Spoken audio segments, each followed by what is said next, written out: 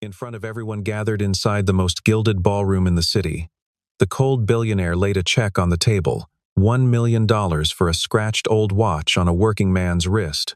Every person in that room assumed he would bow his head and thank her. Instead, the man simply slid the check back across the polished mahogany. "I'm sorry, I can't sell it." The room went silent. Victoria Hale smiled, that razor-thin smile she reserved for people she found amusing in their stubbornness, and assumed he was negotiating. She was wrong, and 3 days later, when she learned the truth behind that watch, the most powerful woman in the city sat alone in her office and could not stop the tears she had spent 15 years training herself never to shed. The apartment on Delancey Street smelled like machine oil, coffee grounds, and something faintly sweet, the remnants of a lemon cake Lily had attempted on Saturday morning, mostly successfully, though she had managed to leave batter on the ceiling fan, which Ethan still hadn't figured out how to clean without taking the whole fixture apart. Ethan Carter did not mind. He stood at the kitchen counter at 6:45 in the morning, pouring 2 mugs of coffee, one for himself, one pale and sweet for Lily, who insisted she was old enough for coffee but would reliably drink half and abandon the rest beside her library book. The apartment was small. 2 bedrooms with walls thin enough to hear Mrs. Galvin's television through the plaster. A kitchen where the refrigerator door had to be opened at a specific angle, or it scraped the linoleum. A window above the sink that looked out onto the alley, where, in winter, pigeons clustered on the fire escape as though asking to come in. Ethan was 34 years old. He had broad shoulders that had narrowed slightly from years of working in cramped crawl spaces and ceiling ducts, and a face that would have been described as handsome if anyone had asked him, which no one particularly did. He kept his dark hair short and his chin clean-shaved, not out of vanity, but because both things required less attention. He wore the same style of work shirt in rotating colors, gray, navy, faded green, and steel-toed boots that had been resoled twice. On his left wrist, always, was the watch. It was not impressive to look at. The case was brushed steel gone dull with handling, and the leather strap had been replaced twice by a watchmaker on Orchard Street, who charged $20 and always commented on the condition of the movement inside exceptional, the old man said each time, shaking his head with something between reproach and admiration. The dial was simple. Roman numerals. A small seconds hand. Nothing on it to indicate that anyone with money had ever owned it, let alone that its acquisition was tied to the most important night of Ethan's life. He heard Lily, before he saw her, the particular rhythm of her footsteps, the heavier landing on the left foot that her cardiologist, Dr. Ineolas, Nora Hess, monitored during each quarterly visit but had never categorized as anything more than a gait habit. Lily was 8 years old and had inherited from her mother, Caroline, a quality that Ethan could only describe as the ability to make every room feel more inhabited. She arrived in the kitchen wearing a sweater, 2 sizes too large, her dark hair unbraided from sleep, holding a book against her chest as though she had woken mid-chapter. "There's batter on the ceiling fan," she observed, sitting at the table. "I know. I calculated the trajectory. It was the mixer on speed 4. You shouldn't have had the mixer on speed 4. In retrospect." She accepted her pale coffee and wrapped both hands around the mug. "Dad, can I ask you something?" "You can always ask." She looked at the watch on his wrist with the particular frankness that had characterized her since she could form sentences. "Why don't you sell it? Marcus at school says his dad sold his grandfather's watch, and they went to Florida." Ethan was quiet for a moment, not because he didn't have an answer, but because he was selecting the right part of the answer to give an 8-year-old before school on a Tuesday. "Some things are worth more than the price someone would pay," he said. Lily considered this with the seriousness she gave to most propositions. "More than Florida?" "More than Florida." She nodded slowly, clearly unconvinced, but willing to file the matter for later. She opened her book. Ethan finished his coffee and gathered his tools. He drove a white service van with Carter HVAC Residential and Commercial stenciled on the side in letters he had applied himself with a template kit, slightly uneven on the final C.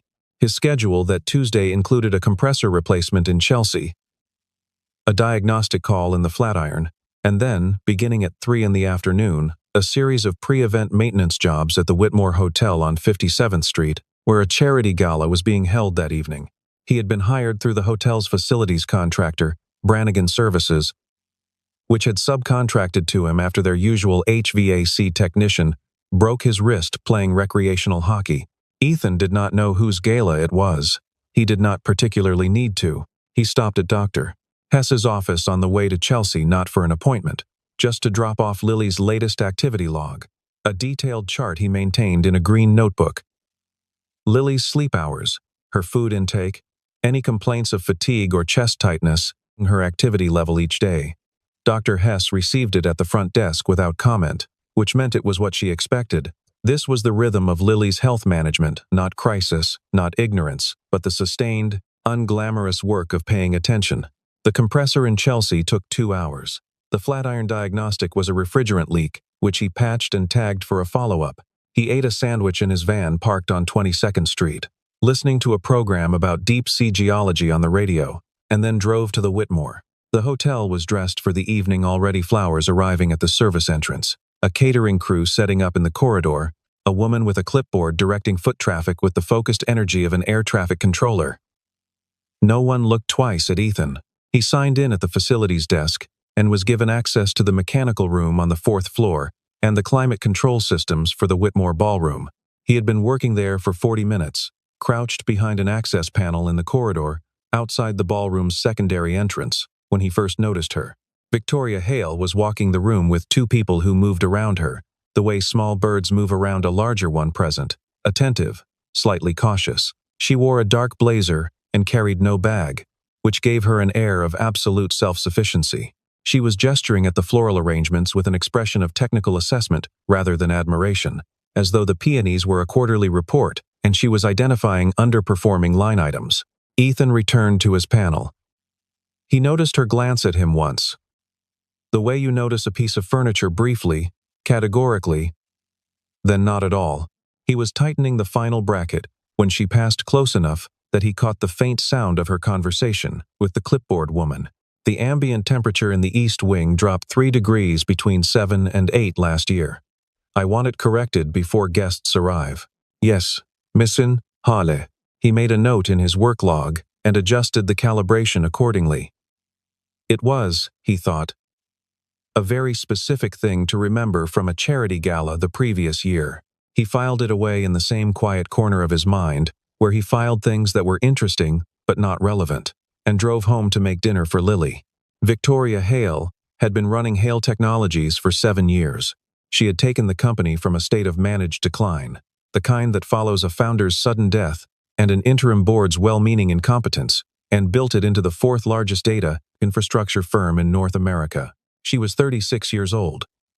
She had been described in print as ruthless, brilliant, unapproachable, and, in one profile that she had read exactly once and never referenced again, the kind of woman who makes men feel simultaneously inadequate and invisible.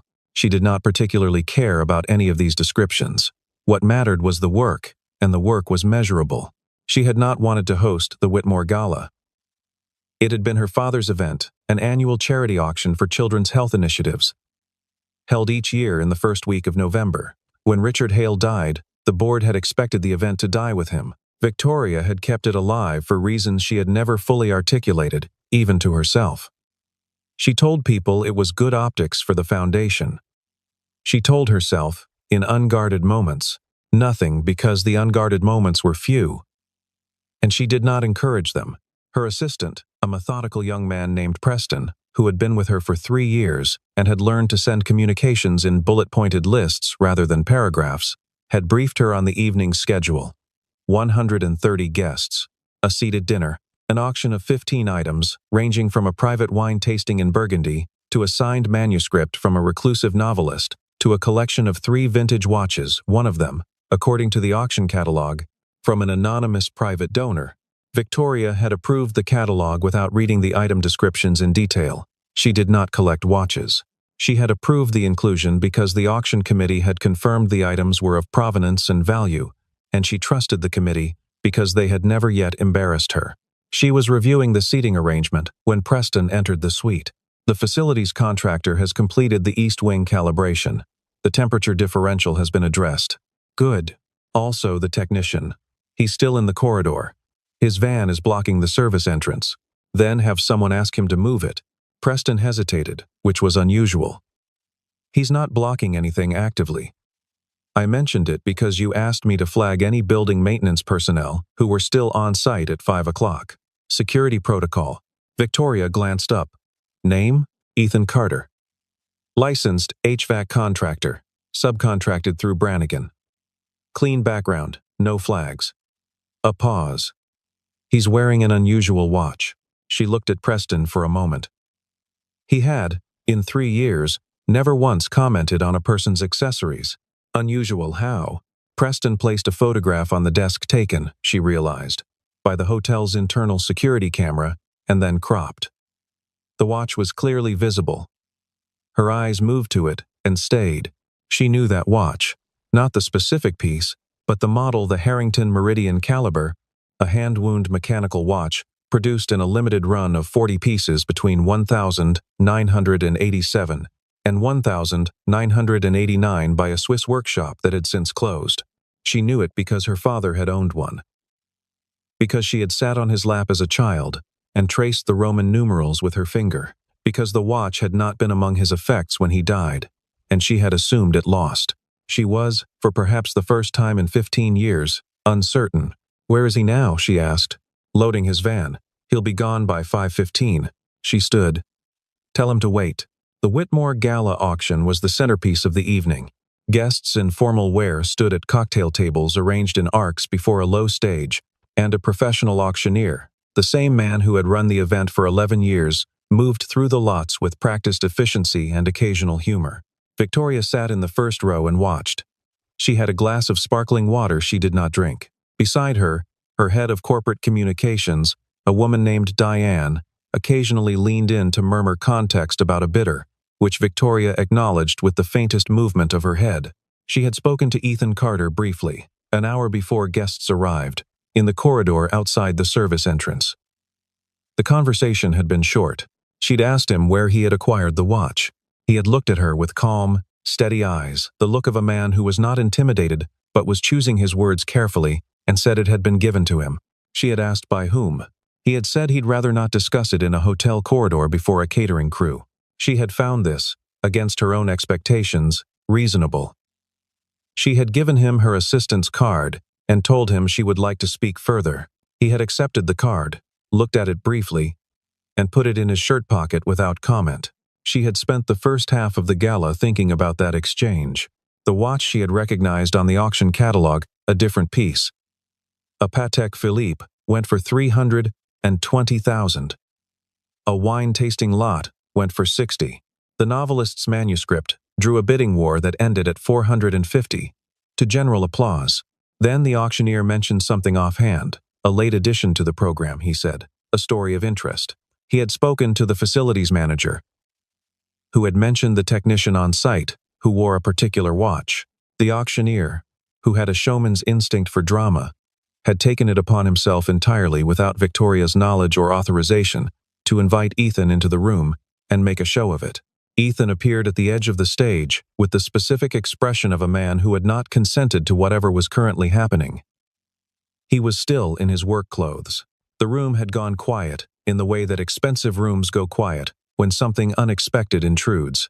The auctioneer explained that he had heard, from the facilities staff, that the gentleman wore a rather remarkable watch, and that Miss Hale had expressed interest. Was there, he asked with theatrical lightness, a number that might start the conversation?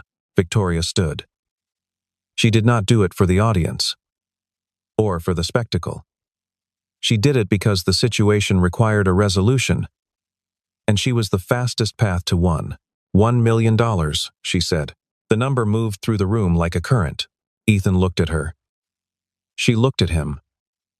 There was a moment she would think about it later, trying to categorize it, in which she had the distinct sense that he was not weighing the offer. He had already decided. I appreciate the offer, he said. His voice was unhurried. I'm not able to sell it.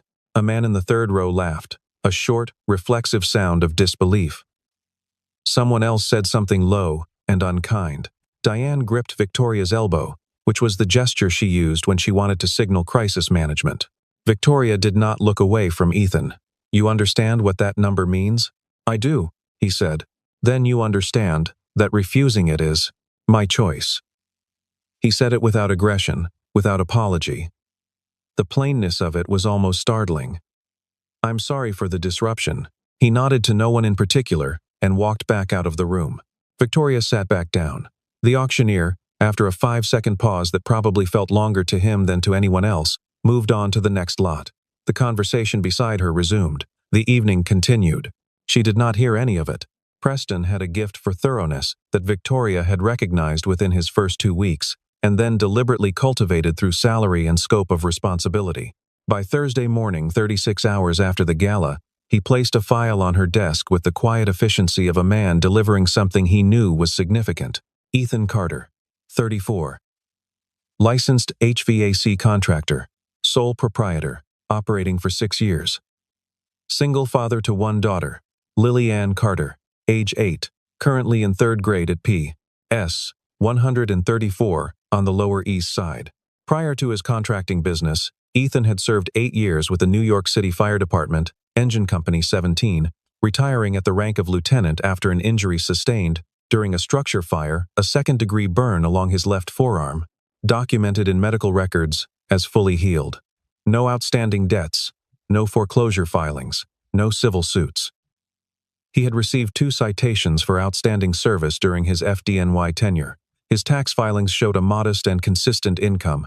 His daughter's medical records, obtained through a contact at the insurance verification office Preston had access to, listed a structural cardiac variant minor mitral valve irregularity, monitored quarterly, currently managed without medication. Victoria read the file twice. Then she read it a 3rd time, looking for the thing Preston might have missed. The footnote that explained why a man in this situation would refuse $1 million for a watch he clearly could not afford to own. She found nothing. She called Preston in. Former firefighter. Engine 17. What building fires did they respond to, in what would be the range? 15 years ago, give or take. I can pull the incident logs. FDNY records are public past a certain date. Do it. She sat at her window while he worked. The city moved below her with its usual indifferent velocity. She thought about the file. She thought about the way Ethan Carter had said my choice, not defensively, not defiantly, just as a statement of fact, like naming the weather. She had been refused before. Negotiations stalled. Acquisitions blocked. Bids declined. She was accustomed to refusal as a tactical move, a position to be countered or understood in terms of leverage. This did not feel like leverage. It felt like something else entirely, something she didn't have clean language for. Preston returned in 40 minutes with a printed incident log and a second, smaller document. Engine 17 responded to 43 major structure fires in the relevant 5-year window, he said. One of them, November 14th, 11 years ago, was a warehouse fire on West 20th Street. The building housed a gallery space on the upper 2 floors. One civilian was rescued from the 3rd floor by Lieutenant Ethan Carter before the staircase collapsed. He paused. The civilian's name was Richard Hale. The room was very quiet. Victoria looked at the document, then at Preston, then back at the document. My father, she said. Yes. She stood up slowly, as though her body needed a moment to realign itself around this new center of gravity. She walked to the window. The city was still moving. This was not adequate, she thought distantly. The city should not simply be moving. He never told me, she said. Not to Preston. To no one. The fire report lists Lieutenant Carter as the responding officer who performed the extraction. There's a supplemental note, I found it in the FDNY Commendation Archive, indicating that Mr. Hale had been given a personal gift by the rescued civilian as a private gesture of thanks, outside any official channel. The note is vague on specifics, but the timeline matches. 11 years ago. Her father had died 10 years ago, 8 months after the fire, from a cardiac event unrelated to the building blaze. In the months between the fire and his death, he had not, as far as she had known, as far as anyone had told her, mentioned being rescued by anyone. She thought about this. She thought about her father's particular brand of privacy, the way he held significant things close, not from secrecy, but from a kind of personal reverence, as though naming something too loudly might diminish it. He had been that way with love, too. She had understood it only after he was gone. She found, to her considerable alarm, that her eyes were burning. "Find me an address for Carter," she said, keeping her voice level. "I want to speak with him in person." She went alone. She did not take a car service. She took the subway to Delancey Street and walked 2 blocks in weather that had turned cold and damp, and she stood outside a 6-story walk-up and pressed the buzzer for apartment 4C, with the feeling unfamiliar and specific of a person approaching a reckoning. Ethan answered the intercom after a moment. "Who is it?" "Victoria Hale." A pause. Then the door buzzed open. He met her in the hallway outside his apartment rather than inviting her in, which she recognized as intentional, a man establishing the boundary of what this was. He had changed from his work clothes and was wearing a plain navy shirt and dark jeans. The watch was on his wrist. He looked at her with that same quality of focused calm, as though nothing about this situation was surprising him, which somehow made her feel that she was at a disadvantage. "I found the incident report," she said. "He was quiet. 11 years ago. West 20th Street. You pulled my father out of a burning building. I did my job. He gave you the watch."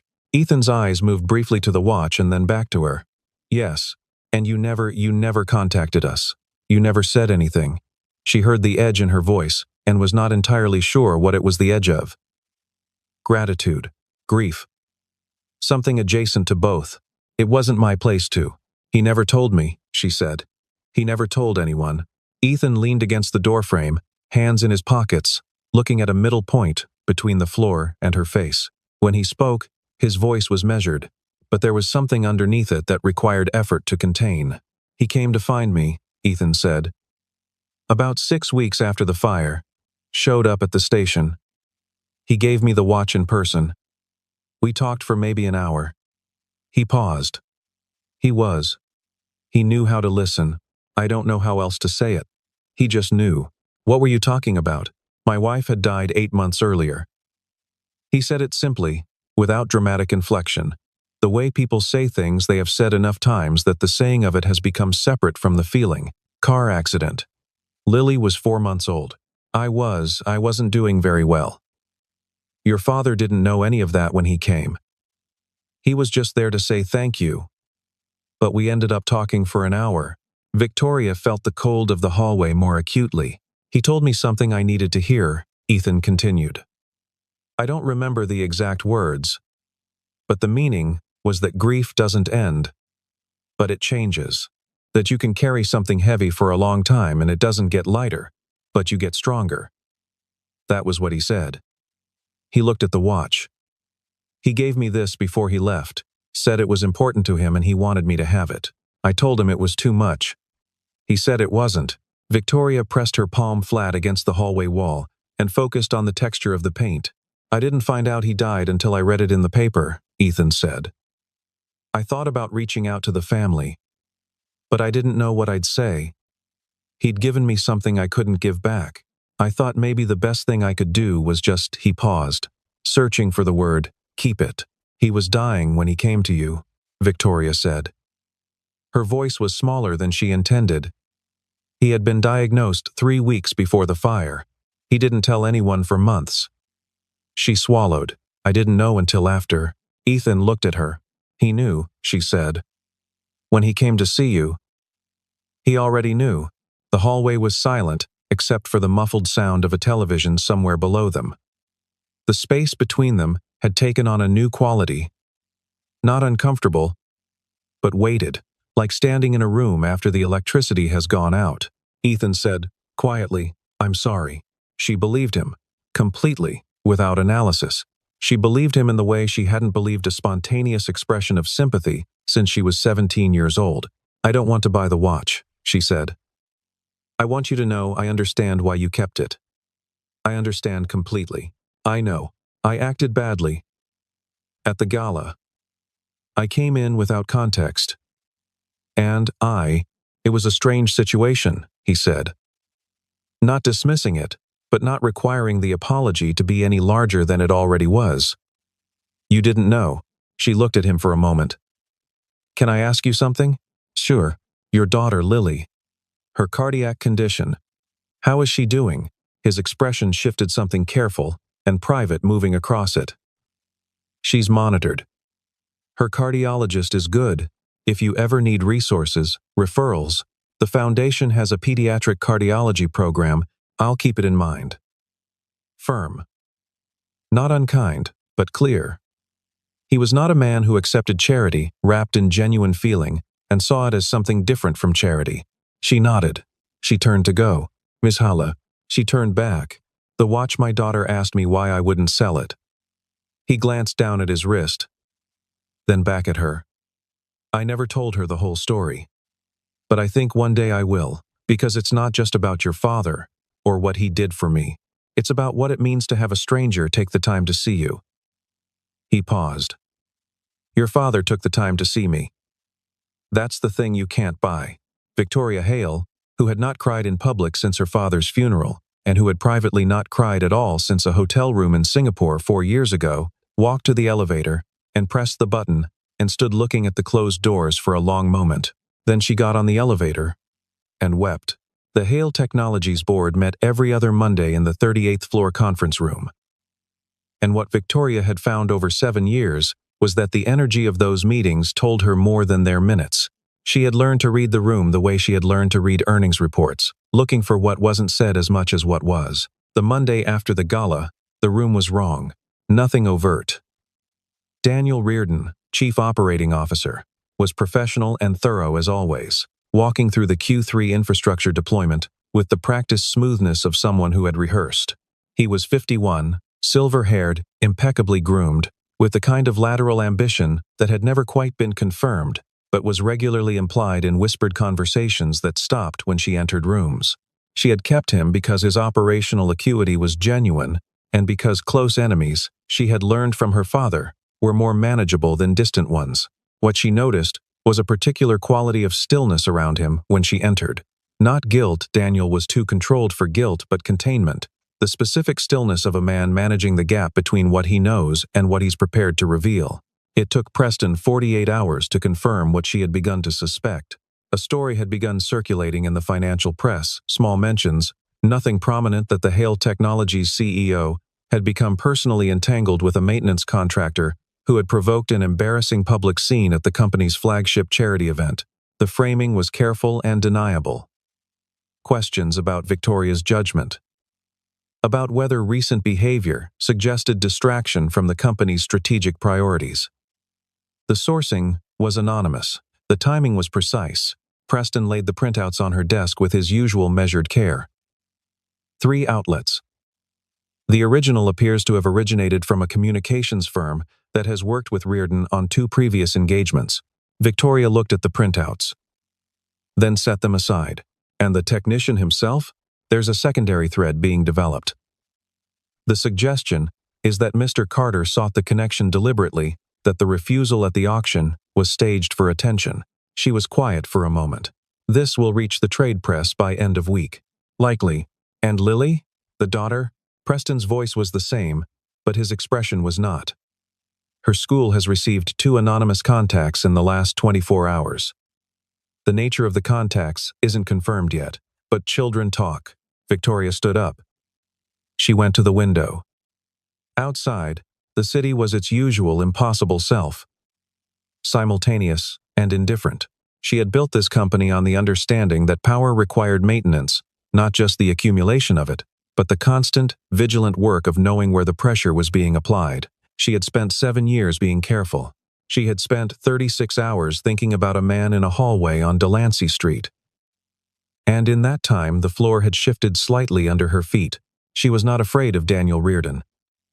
She was not afraid of the trade press, or the anonymous sources, or the implication that her judgment had been compromised by sentiment.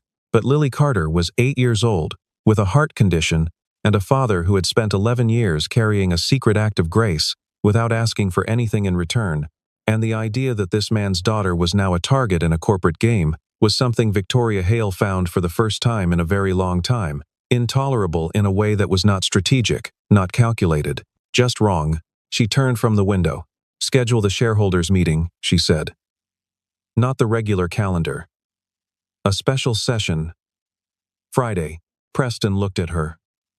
That's 4 days. I know. The notice requirements. I know. She picked up her phone. I'm going to need the Foundation's legal team, the communications director, and I want the incident report from Engine 17 digitized and verified by a forensic document service by Thursday noon. She paused.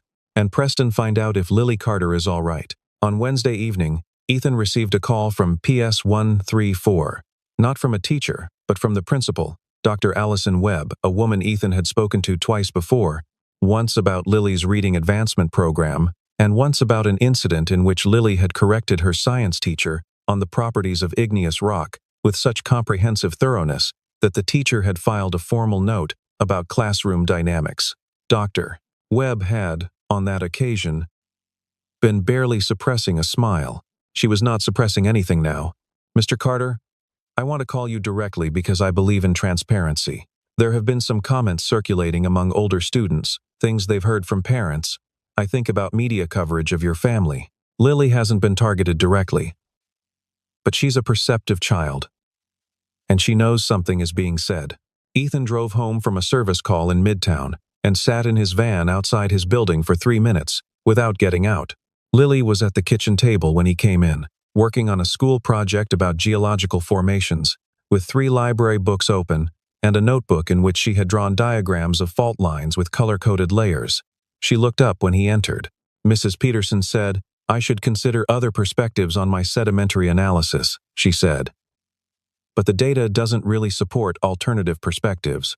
You can acknowledge a perspective and then explain why the data points elsewhere, Ethan said. She considered this.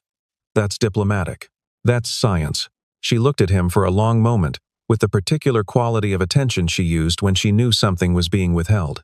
Dad, she said, yeah, people are saying things about you. He sat down across from her. The library books were open to a cross-section of a mountain range. He looked at the fault lines. Some people are saying something happened at a party that made me look foolish, he said. And some other people are trying to make it worse, because it benefits them. Why? Because when you have a lot to lose, you sometimes try to make other people lose things too. It makes you feel safer. Lily absorbed this. That's a pretty sad way to live. It is. Are you scared? He looked at his daughter at the fault lines in the notebook, the library books about things that moved slowly and changed everything, the mug of cold pale coffee she hadn't finished. He thought about a hospital room 3 years ago, when her valve irregularity had caused a brief arrhythmia during a flu, and the particular quality of fear that had no bottom to it, that was nothing like any ordinary fear he had ever felt. This, by comparison, was manageable. No, he said. Not really. She nodded, reassured, and turned back to her diagrams. He was at the sink washing dishes at 9 o'clock, when his phone buzzed with a message from a number he didn't recognize. It said, Lily is all right. I made sure. I'm sorry this reached her. V. Hess. He stood at the sink for a moment. Then he dried his hands and put the phone face down on the counter and went to check that Lily was asleep. Lily was admitted to St. Luke's on Thursday morning. It was not a crisis, not in the way crises are in films, with running and code bells and a gurney in a hallway. It was a quiet escalation of something that had been monitored for months. Dr. Hess had detected during the Wednesday check-in a rhythm pattern she didn't like, and had recommended inpatient observation with a consult from the pediatric cardiology team. Lily was calm about it, which was somehow harder to bear than if she had been frightened. She brought 2 books and asked whether the hospital had any good puzzles. Ethan filled out the admittance forms, spoke to Dr. Hess for 23 minutes, confirmed the procedure schedule, arranged for Mrs. Galvan to bring Lily's 3rd set of library books, and then sat in a chair outside the procedure room and felt, for the first time in a long time, the specific weight of being alone with something too large for the size of himself. He was not a man who called people. He had, in the years since Caroline died, learned to manage the architecture of his own life with a kind of careful self-sufficiency that was not, he knew, entirely healthy, but that had become structural, the way old buildings adapt to the weight they carry rather than replacing the beams. He sat in the chair. He held the watch in his palm, which he did sometimes without thinking about it, the weight and temperature of it. the small specific tick of the movement, which he could feel but not hear. He had not done this since the night of the gala. Richard Hale had sat in a chair something like this, he thought. Not here, not this hospital, but somewhere. With a diagnosis that he had absorbed alone, that he had carried for weeks before telling his family, that had made him want to visit a lieutenant at Engine 17 and take an hour to have a real conversation. Ethan had wondered, sometimes, whether what Richard had given him that day, the listening, the watch, the words about grief changing, had been partly for himself, a way of ensuring that the hour was real, that it mattered, that something of substance had been done with the time still remaining. He closed his hand around the watch. He did not hear anyone approach until Victoria Hale sat down in the chair beside him. He turned to look at her. She was in a dark coat, no briefcase, no Preston, no armor of professional context. She looked like a person, which was different from how she had looked at the hotel. "How did you know she was here?" he asked. "I asked Dr. Hess's office to notify me if there was a change in Lily's condition. I should have told you I was doing that. I'm telling you now." He looked at her for a moment. "That's a significant thing to do, without asking." "Yes," she said. "I overstepped." He held her gaze. "I'm not trying to insert myself," she said carefully. "I'm aware that my last name means something complicated in your life, and I'm not trying to make it more complicated." She looked at the corridor, at the closed door. "I just didn't want you to be sitting here alone." He was quiet for a long time.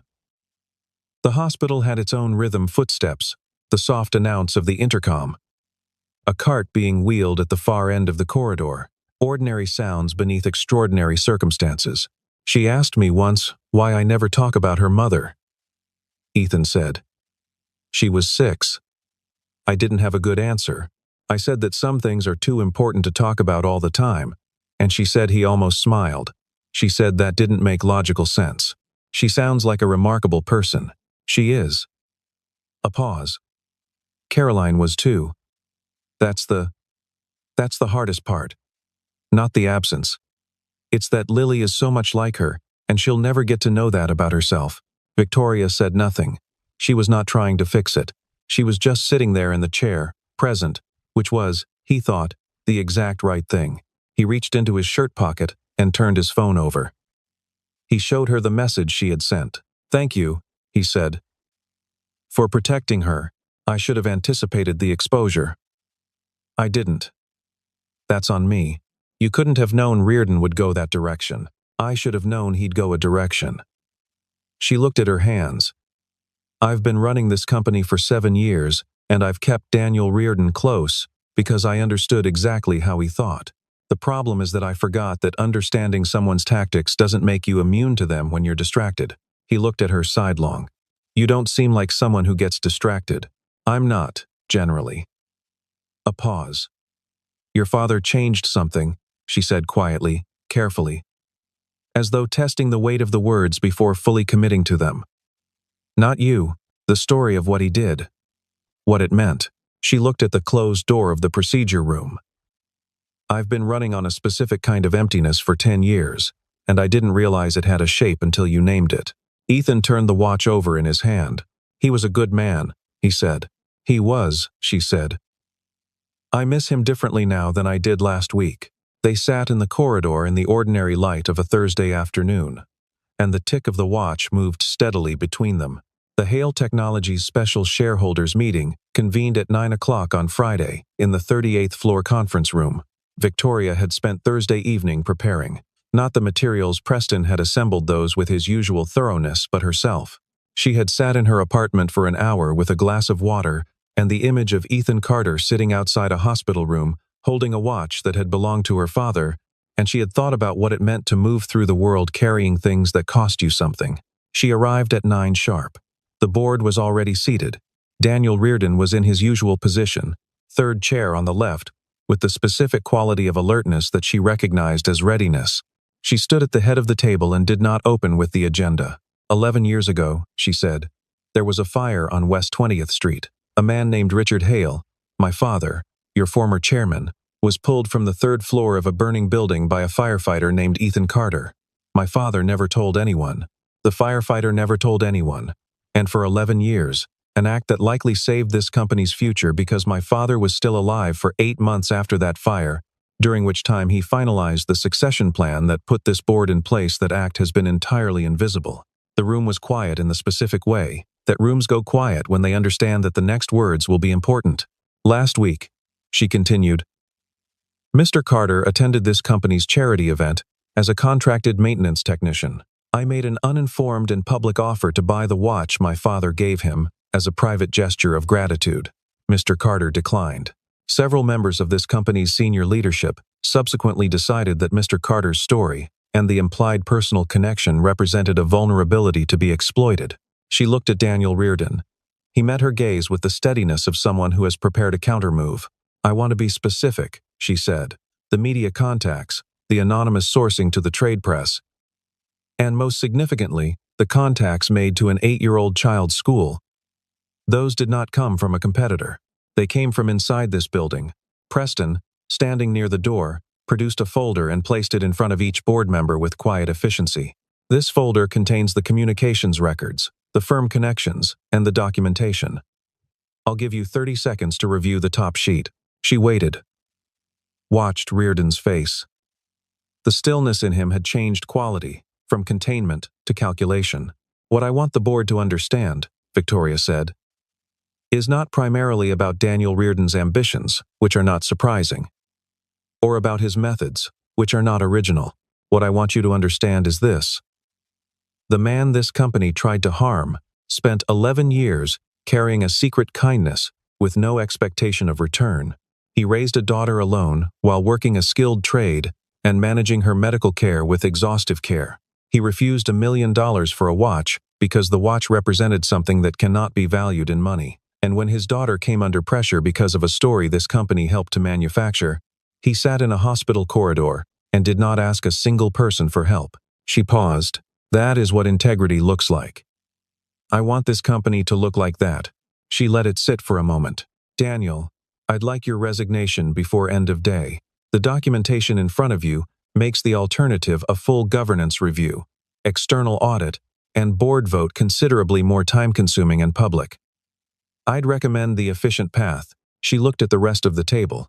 I'd also recommend that the rest of you reflect on what you knew and when, and whether the efficient path is also in your interest. She sat down.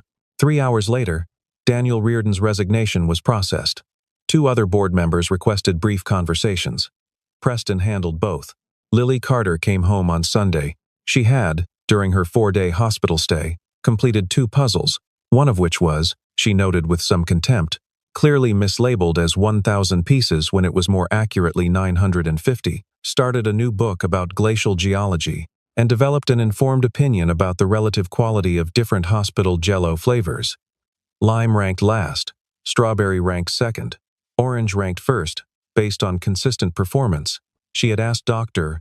Hess 2 technical questions about her cardiac anatomy that Dr. Hess had answered with full seriousness, and then mentioned to Ethan in the hallway as genuinely impressive anatomical curiosity for someone who hasn't started middle school. Ethan carried her bag up the stairs, while Lily walked beside him with the specific dignity of a person who has been hospitalized and is not prepared to be treated as fragile. On the kitchen table, there was a package that Mrs. Galvin had signed for. Lily inspected it with interest. It's addressed to both of us, she said. He opened it.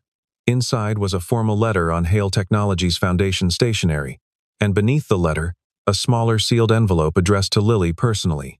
The formal letter described the establishment of a new fund, the Richard Hale Memorial Fund for Pediatric Cardiology, in partnership with St. Luke's Medical Center, which would provide full coverage for ongoing cardiac monitoring and treatment for children of first responders, current and retired. The first named beneficiary was Lily Ann Carter. There was no flourish, no public announcement, no press release, just the letter and the small sealed envelope for Lily, which she opened herself. It said, in handwriting rather than print, Dear Lily, your father is the best person I have encountered in a long time. I wanted you to know that someone besides you can see it. The world needs more people who keep the important things. I think you already know how to do that. V.H. Lily read it twice.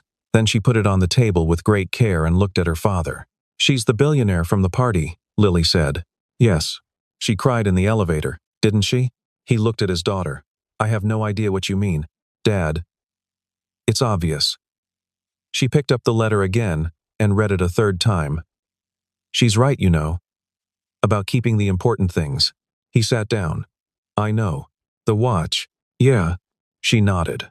Then she opened one of the library books Mrs. Galvin had brought, something about tectonic plates, and began to read, folding the letter carefully and sliding it inside the cover as a bookmark. Ethan sat across from her in the small kitchen with the window above the sink and the refrigerator door that scraped the linoleum and the faint residue of lemon batter on the ceiling fan. The afternoon light came in flat and pale through the alley window. The city moved beyond it with its usual indifferent velocity. He looked at the watch on his wrist. The Harrington Meridian caliber, 40 pieces made. One given in a hospital visit by a dying man who had wanted an hour of real conversation with someone who had saved his life, or had saved him something. He thought about Richard Hale, who had known how to listen. He thought about Lily, who had asked once whether people who kept the important things always got hurt for it, and to whom he had said he hoped correctly that sometimes the keeping was the point, regardless of the cost. He thought about Victoria, sitting in a hallway chair in a dark coat with no briefcase, just present, which had been the right thing in the same simple and inarguable way that the math is right. He did not have a clean summary for what the past 2 weeks had been. He was not a man who needed clean summaries. He was a man who kept records in green notebooks and serviced equipment quietly, and drove home through the city after long days to make dinner for his daughter. And who had, on his wrist, the weight of something a good man had trusted him with. He heard Lily turn a page. Outside, a pigeon landed on the fire escape, with its usual air of mild expectation. Ethan poured 2 cups of coffee, one for himself, one pale and sweet, and destined to be abandoned beside a geology book, and sat across from his daughter in the imperfect, sufficient light of a Sunday afternoon. Some things are worth more than the price someone would pay. He had always known this. But it was good, sometimes, to be reminded of the shape of what you knew.